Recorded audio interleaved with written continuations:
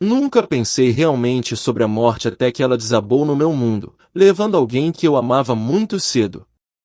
Meu nome é David Mitchell e, durante a maior parte da minha vida, fui apenas um homem comum, alguém que vivia pela lógica, trabalho duro e bom senso. Cresci em uma cidade pequena em um lugar como Burlington, onde a vida parecia simples e previsível.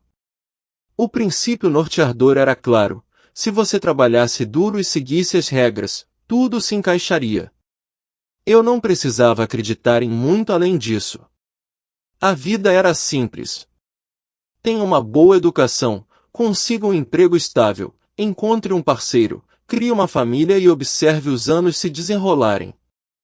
Era disso que eu pensava que a vida se tratava. Mas tudo mudou no dia em que perdi meu irmão mais novo, Jonah. Jonah e eu sempre fomos próximos enquanto crescemos. Ele era o sonhador, aquele que acreditava em coisas que eu não podia ver ou tocar. Ele tinha uma fé inabalável em Deus, não porque lhe disseram para acreditar, mas porque ele realmente sentia sua presença em sua vida. Jonah era o tipo de pessoa que confiava em coisas além da nossa compreensão imediata. Eu, por outro lado, era muito prático. Eu acreditava em fatos, o tangível, o mensurável. Coisas que podiam ser explicadas. Fé era algo que eu não conseguia entender. Era um conceito que parecia intangível e distante. Apesar das nossas diferenças, Jonah e eu nos dávamos bem. Respeitávamos as perspectivas um do outro. Ele tinha suas crenças, eu tinha as minhas, e por um longo tempo, isso foi o suficiente para nós dois. Mas a vida, como sempre, tem um jeito de surpreender você com momentos que abalam tudo o que você achava que sabia. Foi há 15 anos, em um dia fresco de primavera, quando o telefonema chegou. Jonah tinha sofrido um acidente de carro. No começo, me disseram que foi apenas um pequeno acidente, nada para se preocupar. Mas naquela noite, chegou a notícia para a qual ninguém pode estar preparado. Jonah não sobreviveu. Ele morreu instantaneamente, sozinho em seu carro, depois de desviar para evitar um cervo. Ele tinha apenas 29 anos. Lembro-me daquele momento como se tivesse acontecido ontem, a dormência, a descrença. Não parecia real. Não conseguia entender. Como o irmão com quem compartilhei tantas memórias, aquele com quem ri, discuti e cresci, poderia ter ido embora em um instante. Eu não sabia como processar isso. Uma onda de culpa me atingiu como um trem de carga e não passou. Fiquei arrasada, é claro, mas o que realmente me destruiu foi a sensação avassaladora de arrependimento. Ela se instalou em meu coração e não me deixou ir. Olhando para trás, não consigo deixar de relembrar as escolhas que fiz naqueles últimos meses com Jonah. Nós dois estávamos ocupados, trabalho, vida, responsabilidades, tudo parecia se acumular e me puxar em 1000 direções diferentes. Jonah, que sempre esteve lá para mim, a única pessoa que nunca me decepcionou, era quem eu continuava deixando de lado. Eu não tinha passado com ele o tempo que ele merecia. Ignorei suas ligações quando ele precisava de alguém para conversar, rejeitei seus convites para a igreja e continuei dizendo que estava muito ocupado. Deixei minha carreira ter prioridade sobre ser o tipo de irmão de que ele precisava. E agora, em retrospecto, pude ver a verdade trágica: eu o havia subestimado, pensando que sempre haveria tempo para depois. Mas mais tarde nunca veio. Jonah se foi, com sua morte, veio uma onda de culpa da qual eu não conseguia escapar. Não importa o quanto eu tentasse me distrair, enterrar a dor com trabalho ou atividade sem sentido, a culpa permanecia. Ela me seguia, uma sombra no fundo de cada momento, um lembrete constante dos meus fracassos. Não parou por aí. A culpa se infiltrou em cada parte da minha vida. Toda vez que olhava para minha esposa, Ellen, ou meus filhos, sentia um nó apertado se formar no meu peito. Como eu poderia ser um bom pai ou marido se eu não conseguia nem estar lá para meu próprio irmão? Como eu poderia me olhar no espelho e fingir que era um homem íntegro quando falhei com a única pessoa que sempre esteve lá para mim? Jonah acreditou em mim. Ele acreditou na pessoa que eu poderia ser, mesmo quando eu não acreditava em mim mesmo. E ainda assim, quando realmente importava, eu falhei com ele. Eu não conseguia me livrar do peso dessa verdade. Eu me afastei de tudo, minha família, minha fé, tudo que antes tinha significado. Comecei a questionar tudo o que eu pensava ser sólido. Eu tinha perdido meu irmão, mas mais do que isso, eu tinha perdido algo dentro de mim. Minha crença no trabalho duro, na razão, na ideia de que a vida poderia ser explicada e resolvida pela lógica, tudo parecia vazio após sua morte. Qual era o sentido agora? Eu também dei as costas para a religião. Eu sempre a vi como uma muleta para pessoas que não conseguiam encarar a realidade. Mas naquele momento, nada disso importava. Parecia que tudo não tinha sentido.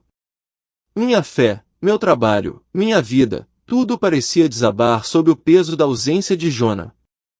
E eu fiquei com nada além do vazio de tudo isso. Eu me enterrei no meu trabalho, me convencendo de que o trabalho seria a única coisa que poderia manter minha mente longe da verdade. Eu construí um muro ao meu redor, mas isso nunca impediu a sensação de que estava faltando alguma coisa, um pedaço de mim que eu não conseguia encontrar. A morte de Ethan Carter marcou o início de um longo e sombrio período na minha vida. Não era apenas a tristeza. Era o vazio, a sensação de que algo estava faltando no âmago do meu ser. Eu tinha tudo o que um homem poderia querer, um bom emprego, uma linda família, uma bela casa, mas nada disso preenchia o vazio deixado pela morte do meu irmão. Eu olhava para minha família e, embora os amasse muito, não conseguia me livrar da sensação de que estava vivendo uma vida que não era real. Parecia que eu estava cumprindo a tarefa, fingindo ser alguém que não era. Eu tinha parado de acreditar em qualquer coisa. Parei de me importar. Só muito mais tarde percebi que o que eu tinha perdido não era apenas Ethan, era minha própria alma. Era uma quarta-feira à noite, 15 de janeiro de 2025, quando tudo mudou. O dia começou como qualquer outro. Eu estava trabalhando na minha mesa por horas, revisando relatórios financeiros, corrigindo problemas, fazendo a mesma rotina que fazia há anos. Minha mente estava perdida em números, prazos e e-mails. Eu não tinha cuidado de mim mesma, não da maneira que deveria. Eu estava tomando cafeína e pura força de vontade por semanas, levando meu corpo ao limite, ignorando os sinais de alerta. Sinais, mas naquela noite, meu corpo finalmente cedeu. O ataque cardíaco me atingiu do nada. Em um momento eu estava digitando, e no outro, dor. Dor intensa e insuportável. Parecia que meu peito estava sendo esmagado, como se alguém tivesse empurrado 1000 libras de pressão em cima de mim. Eu ofegava por ar, meu corpo tremendo, minha visão embaçada. Minhas mãos tremiam enquanto eu agarrava meu peito, mas parecia que eu estava observando tudo de longe, desconectado. Eu sabia que algo estava errado, mas não conseguia pensar direito. Foi como se o mundo tivesse desacelerado, e naqueles segundos finais, pensei em tudo que nunca tinha feito, tudo que tinha adiado. Pensei em Ethan. A culpa voltou com força total, e tentei chamá-lo, mas minha voz não saiu. Então, assim que a dor atingiu seu pico, tudo parou. Não foi como desmaiar ou adormecer. Não, foi algo completamente diferente. Eu me senti leve, livre do corpo que estava me traindo. Era como se eu tivesse deslizado para outro mundo, um mundo onde o tempo não importava, onde a dor não existia. Eu não conseguia ouvir nada. Não conseguia ver nada no começo. Apenas silêncio, um silêncio profundo e parado. Mas mesmo no silêncio, senti uma presença, uma paz que não conhecia há anos.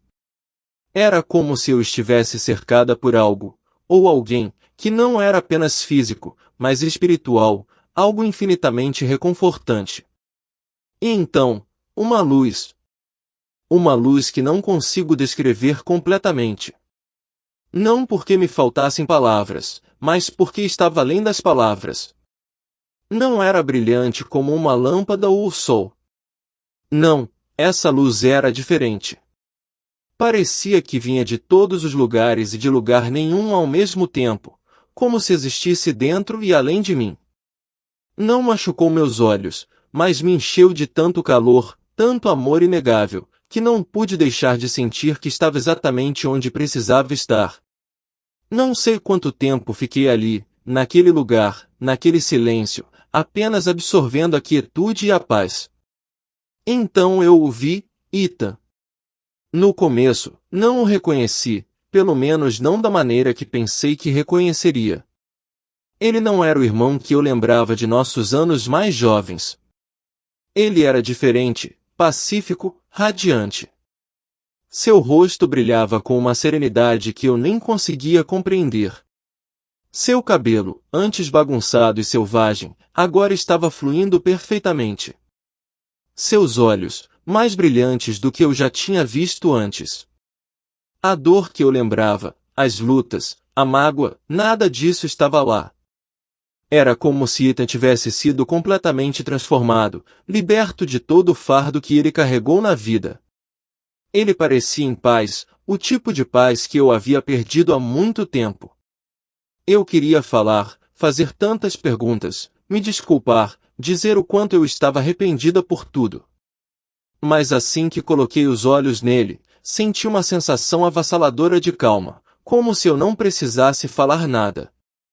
Ethan sorriu para mim, gentilmente, amorosamente, e balançou a cabeça. Seus olhos não continham julgamento, apenas compreensão. Você não precisa dizer nada, ele me disse, sua voz mais suave do que qualquer som que eu já tinha ouvido. Não é tarde demais. Eu já te perdoei, Michael. O peso de suas palavras me atingiu com força. Por anos, carreguei essa culpa, esse fardo, e lá estava ele, me dizendo que nada disso importava mais, que ele tinha me perdoado. O alívio foi tão poderoso que quase me fez cair de joelhos. Não consegui conter as lágrimas que vieram, mas não eram lágrimas de tristeza. Eram lágrimas de libertação, de cura. Sinto muito, Ethan, sussurrei, minha voz falhando. Eu deveria ter estado lá. Eu não estava lá quando você mais precisava de mim. O sorriso de Ethan nunca vacilou. Eu sei que você se sente assim, mas você não sabia. Você fez o melhor que pôde, Michael. Eu nunca estive sozinho. Eu nunca estive perdido. Foi como se toda a dor, todo o arrependimento que havia se acumulado ao longo dos anos tivesse derretido naquele momento. Eu senti como se estivesse vendo Ethan pela primeira vez, do jeito que ele realmente era, não como o irmão que eu havia perdido, mas como a pessoa que ele havia se tornado. Suas palavras ecoaram em minha mente, reverberando com uma intensidade que eu não conseguia compreender. Um propósito, repeti suavemente, como se estivesse testando o peso da palavra, como se toda a minha existência dependesse daquela única declaração.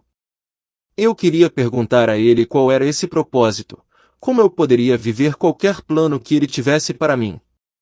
Mas a pergunta parecia trivial, pequena, comparada à sensação avassaladora de verdade que enchia a sala.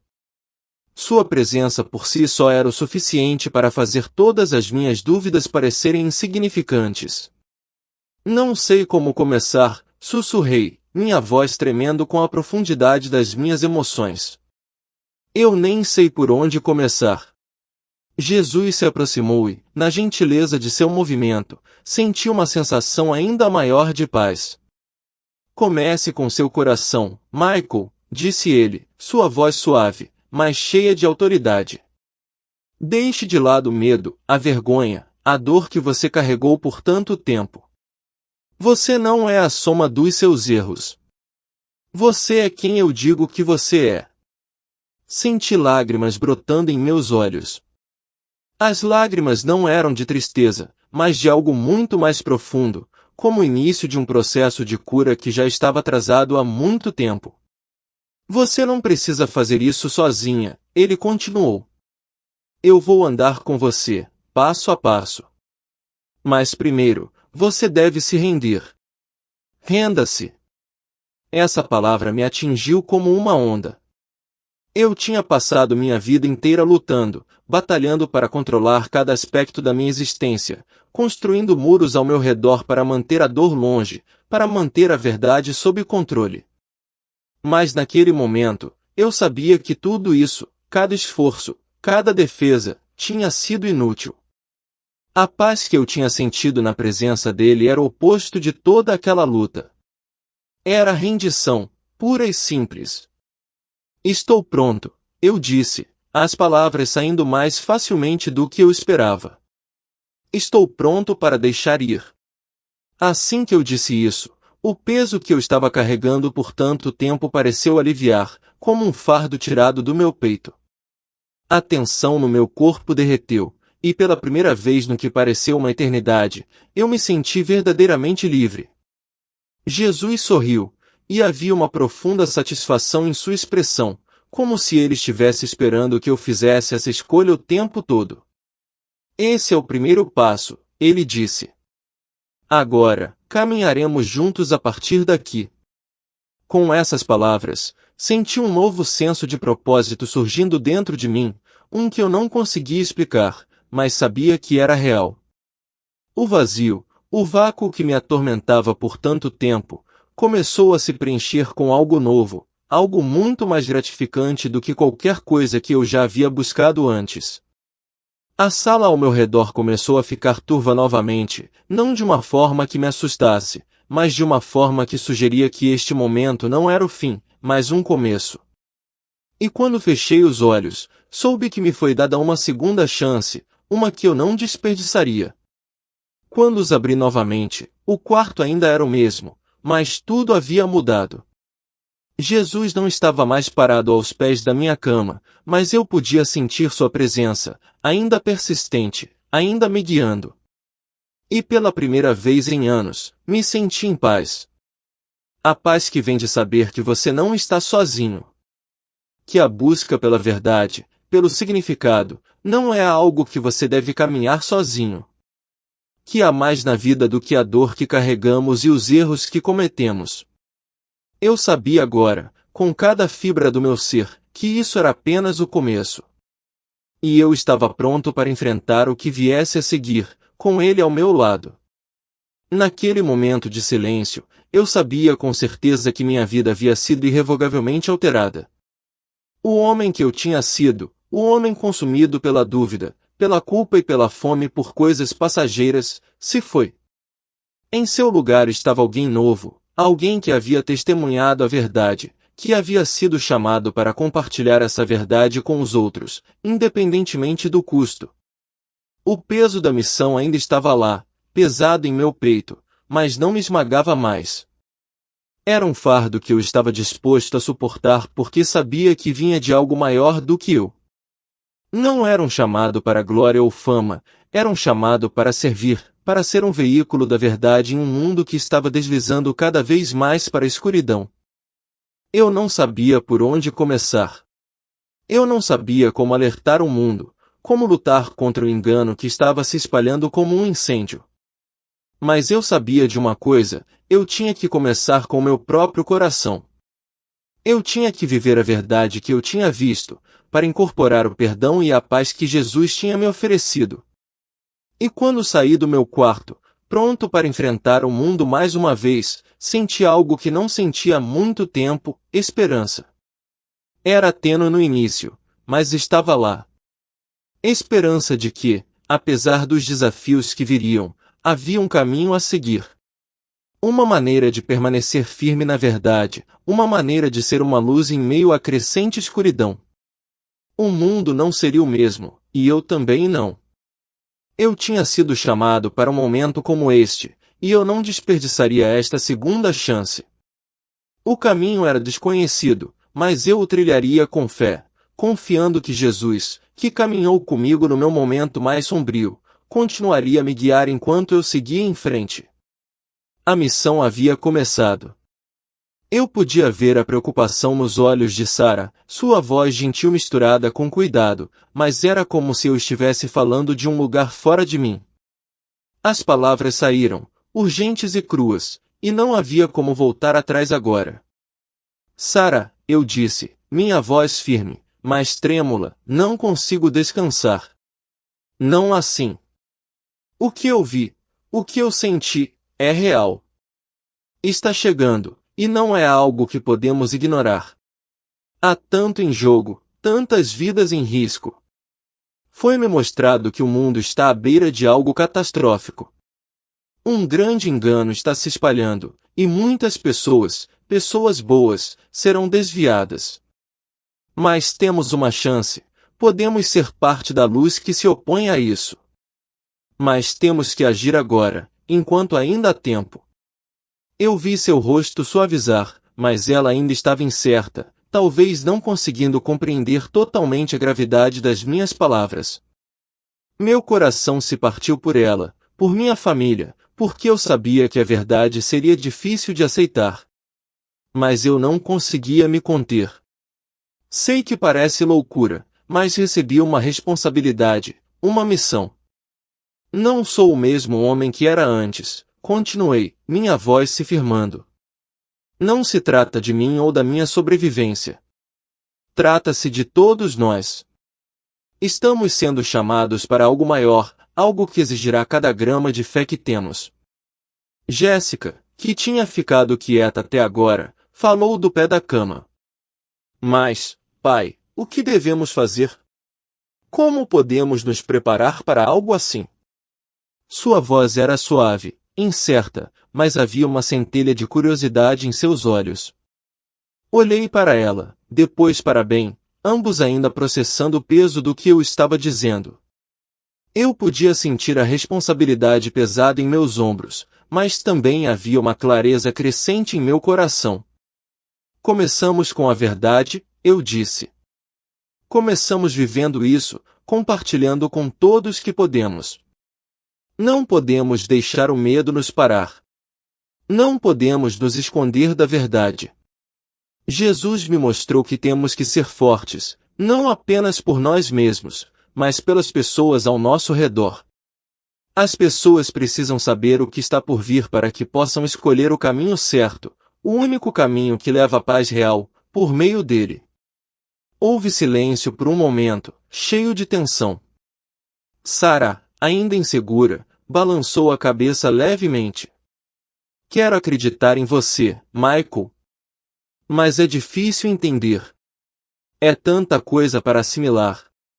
Você passou por tanta coisa, talvez esteja sobrecarregada com tudo o que aconteceu. Eu entendo, Sarah, respondi suavemente, estendendo minha mão para pegar a dela. Eu sei. Mas isso não é apenas um pensamento ou sonho passageiro. É real e urgente. Foi-me mostrado que está por vir, e não posso ficar parado e não fazer nada. Estou pedindo que confie em mim, e estou pedindo que fique comigo. Não podemos enfrentar isso sozinhos. Seus olhos suavizaram quando ela olhou para mim. Havia uma mistura de medo e amor neles, mas eu também podia ver o brilho de outra coisa, uma disposição para considerar o que eu estava dizendo. Era o primeiro passo. Eu farei o meu melhor, Michael, ela disse calmamente. Mas eu preciso de tempo. Isso é muito. Claro, eu disse, minha voz gentil agora. Eu não estou pedindo para você aceitar tudo imediatamente. Apenas saiba que estarei aqui, caminhando por isso com você, a cada passo do caminho. Juntos. Naquele momento, eu sabia que não seria fácil. O caminho à frente seria difícil, cheio de incerteza e medo. Mas eu também sabia que não estava sozinha nisso. Eu tinha sido escolhida para esse propósito, e não podia recuar agora. Jesus me deu um vislumbre do futuro, mas também me deu uma nova missão, uma que eu levaria comigo em cada conversa, em cada encontro. O mundo estava enfrentando um tempo de engano incrível, mas eu tinha recebido a verdade, e era minha responsabilidade compartilhá-la. Permanecer firme, ser uma luz na escuridão.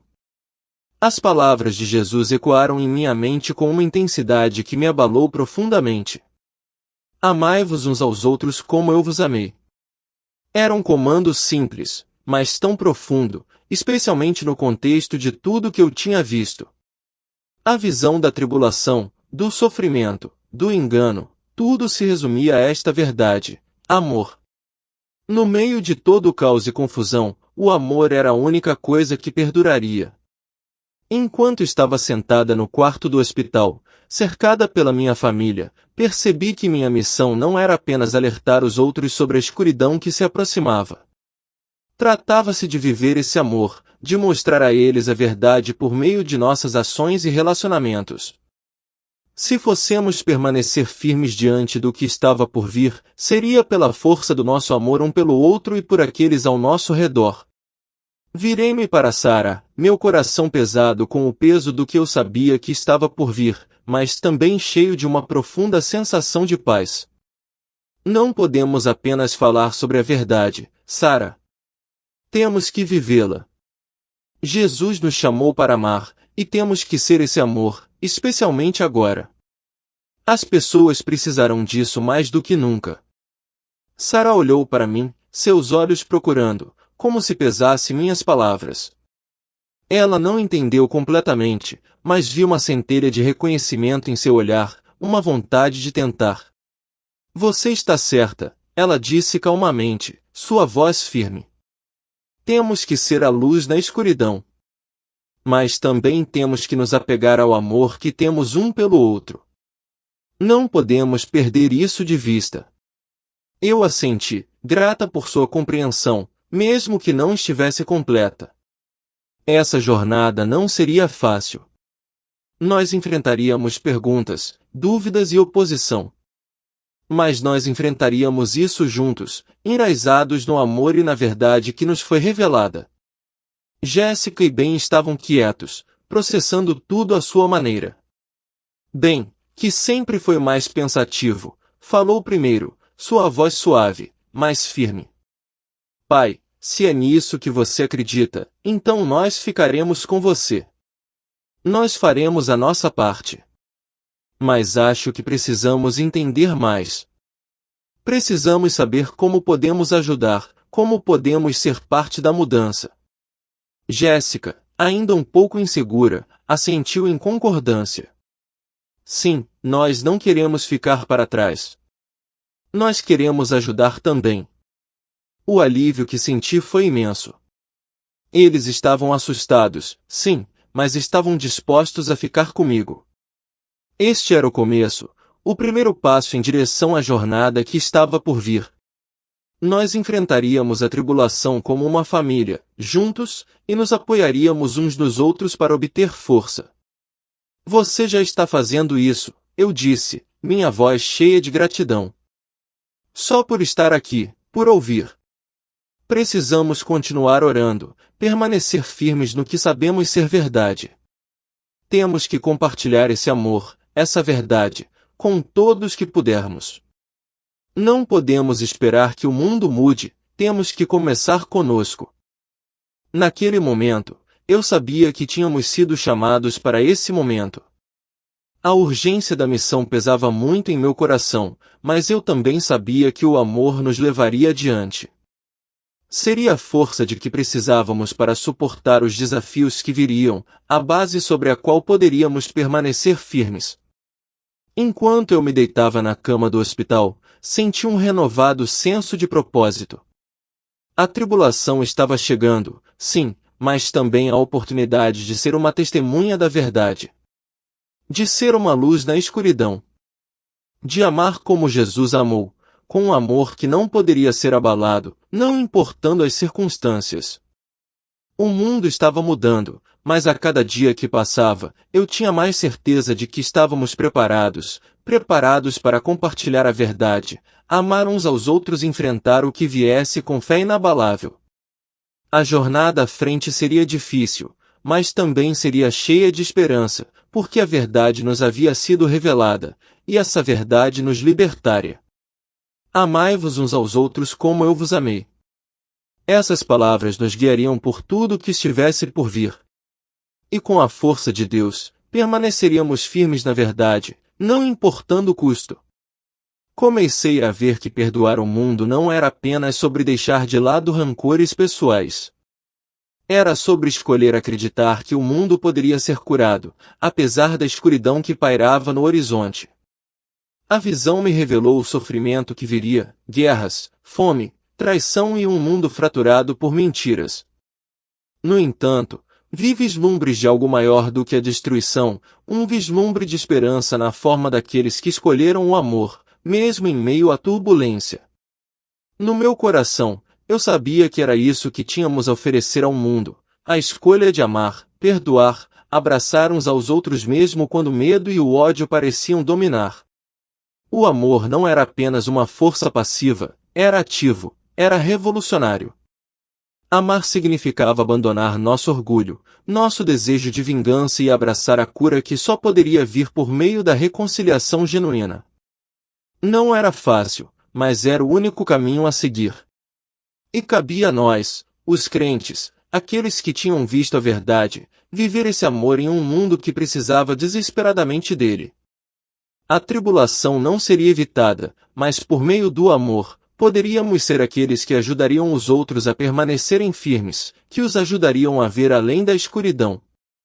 Pensei nas pessoas em minha vida, aquelas a quem eu havia injustiçado, aquelas a quem eu havia abandonado, e percebi que perdoá-las não era só para mim.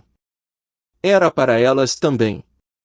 Se quiséssemos nos curar, seguir em frente, tínhamos que deixar de lado o passado e a mágoa. Só então poderíamos realmente abraçar o futuro. Quando procurei meus pais, não estava apenas pedindo perdão. Eu também estava oferecendo. Era uma chance para começarmos de novo, para reconstruir os pedaços quebrados do nosso relacionamento com o entendimento de que o amor era a base. E quando olhei para meus pais, pude ver as paredes começando a ruir, mesmo que só um pouco.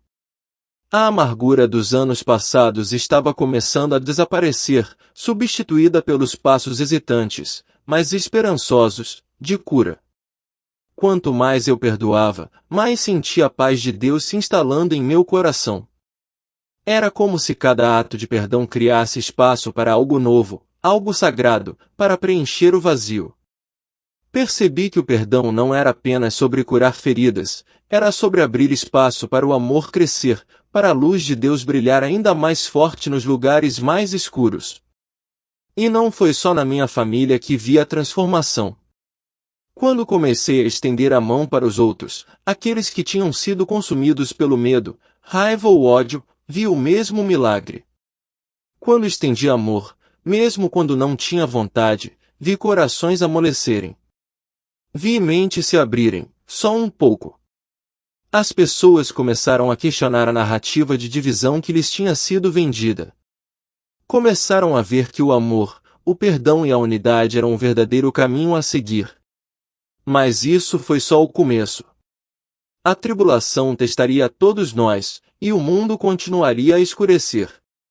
No entanto, eu sabia que a mensagem de amor não era apenas uma esperança passageira, era a âncora que nos manteria firmes. Era verdade que nunca poderia ser abalada, não importa o quanto o mundo tentasse empurrá-la para baixo. A tribulação viria, e o mundo sofreria. Mas o amor verdadeiro, o amor que Jesus nos mostrou, o amor que perdoou até as feridas mais profundas, seria a luz na escuridão. Esta era a mensagem que eu tinha sido chamado a levar, a missão que me foi dada, ser um farol de amor em um mundo que estava desmoronando. E então, eu escolhi o amor. Eu escolhi perdoar. E eu sabia que, ao fazer isso, o mundo começaria a mudar. Não seria fácil, mas valeria a pena. Porque o amor verdadeiro, era a única coisa que poderia curar a fragilidade do mundo, e a única coisa que poderia nos guiar pela tribulação que viria.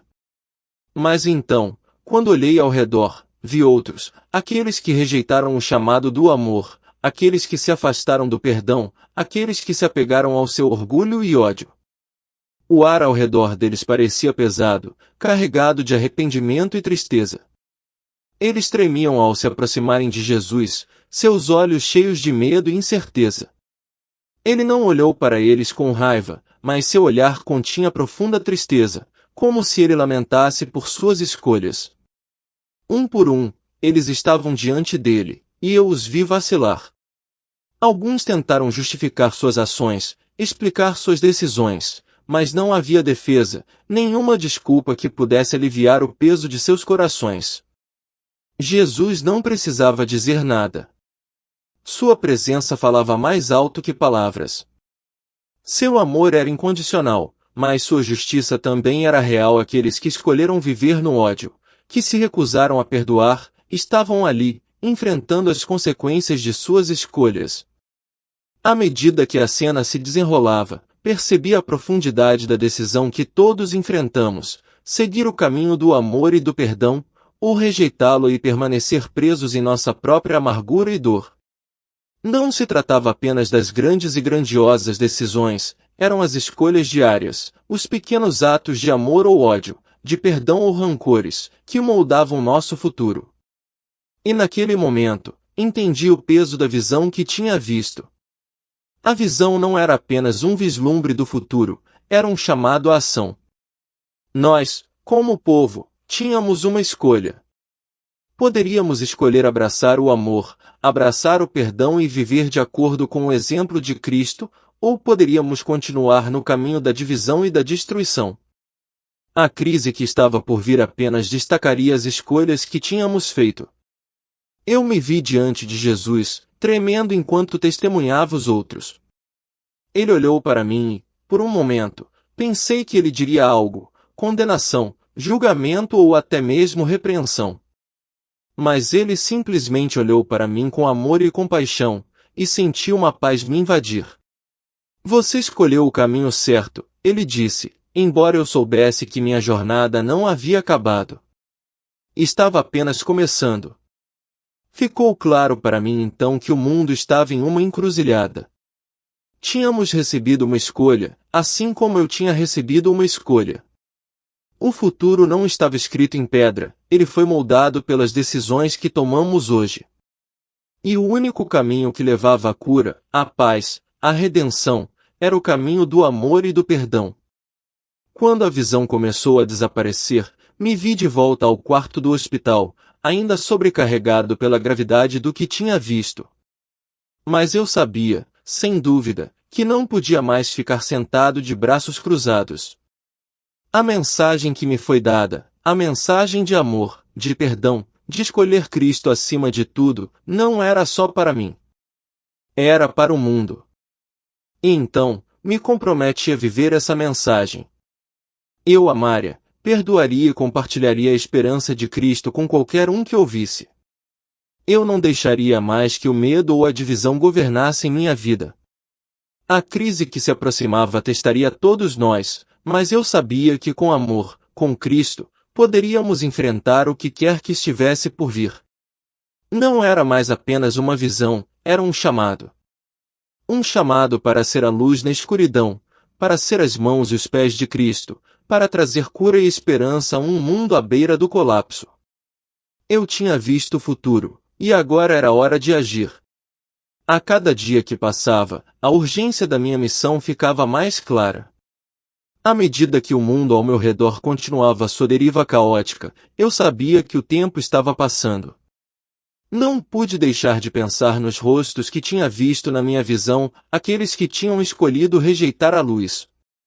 A tristeza nos olhos de Jesus estava gravada em meu coração, e eu não conseguia esquecer a profunda tristeza que ele havia demonstrado. Era um lembrete de que as apostas não eram apenas abstratas, elas eram eternas. Comecei a falar com todos que eu podia alcançar, amigos, estranhos, qualquer um que quisesse ouvir. Alguns, como minha família, estavam céticos, mas eu senti uma enorme sensação de responsabilidade de continuar. Eu disse a eles que a escolha era iminente, seguir a Cristo ou permanecer na escuridão. Expliquei que a humanidade estava sendo desviada por falsas promessas, que o caminho do amor e do perdão era o único caminho verdadeiro a seguir.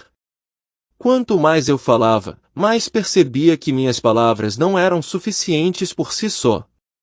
Não se tratava apenas de dizer a verdade às pessoas, mas de mostrá-la a elas. Eu tinha que vivê-la. Cada ato de perdão, cada demonstração de amor, se tornava uma personificação da mensagem que eu estava compartilhando. Por meio de minhas ações, esperava revelar a realidade do amor de Cristo. Eu sabia que tinha que ser um exemplo, não apenas um mensageiro. Às vezes, me sentia sobrecarregado pelo peso da tarefa que tinha pela frente. O mundo parecia tão dividido, tão perdido em sua própria busca por poder e controle. No entanto, eu me apegava à promessa de que o amor poderia superar qualquer coisa. Eu não podia consertar tudo, mas podia fazer parte da cura. Eu podia ajudar os outros a ver a esperança que me foi mostrada. Quando 2025 amanheceu, observei as tensões no mundo continuarem a aumentar. As pessoas estavam divididas, as comunidades fraturadas e o medo pairava no ar.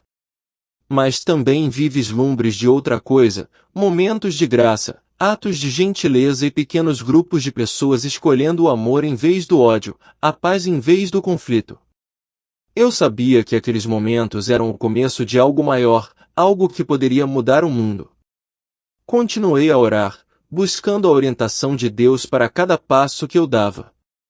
Eu precisava da sabedoria dele para navegar pelos desafios que viriam, e eu sabia que não conseguiria fazer isso sozinha. A cada dia, eu me lembrava da visão, das pessoas que eu tinha visto, tanto aquelas que tinham escolhido Cristo quanto aquelas que o tinham rejeitado. Os riscos eram maiores do que eu jamais havia imaginado. Orei por coragem, por força e para que os corações daqueles que eu encontrava fossem amolecidos. Orei para não ser desencorajada pela rejeição ou indiferença. A mensagem que eu carregava era importante demais para ser silenciada. As pessoas precisavam saber a verdade, precisavam entender que ainda havia tempo para se voltarem para a luz, para abraçar o amor de Cristo. E então, eu continuei. Não importa o quão difícil fosse, não importa quantos me rejeitassem ou dispensassem, eu sabia que tinha sido chamado para esse propósito. Eu fazia parte de algo maior do que eu, um movimento de amor e perdão que poderia mudar o mundo. Ao olhar para o futuro, eu sabia que o retorno de Cristo estava mais próximo do que nunca. A visão tinha sido clara, a escolha estava sobre nós, e era uma escolha que moldaria a eternidade. Eu tinha visto as consequências de rejeitar a luz, e eu tinha visto a recompensa para aqueles que a abraçaram.